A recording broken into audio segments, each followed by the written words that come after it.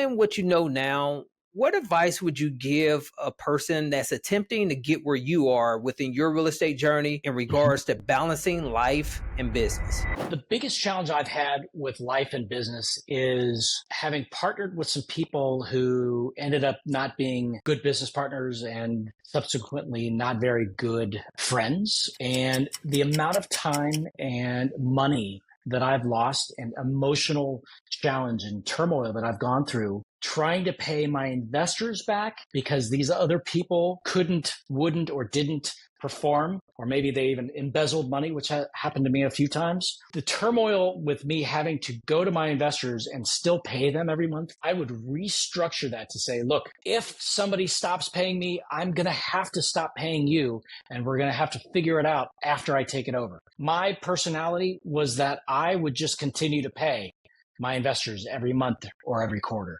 because that was my agreement with them.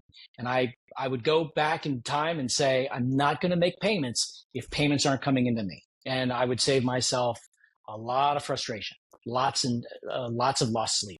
So I would suggest that way up front. Yeah, I can only imagine the pain that that caused being worried about your investors because that is who we're trying to protect. Yeah, We want to make sure that we're doing a really good job with other people's money. And so, yeah, yeah, that's a great clause to throw in within your documentation whenever yeah. you're drawing the contracts and things like that up. And so I'm really glad that you're mentioning this partnership piece because that's a major piece of real estate investing. You're constantly doing deals with other people and having partners, and it's important to know exactly who it is that you're dealing with, and sometimes people can wear masks, but just be aware and always kind of have your guards up. So Yeah. yeah, I definitely appreciate that, Roger.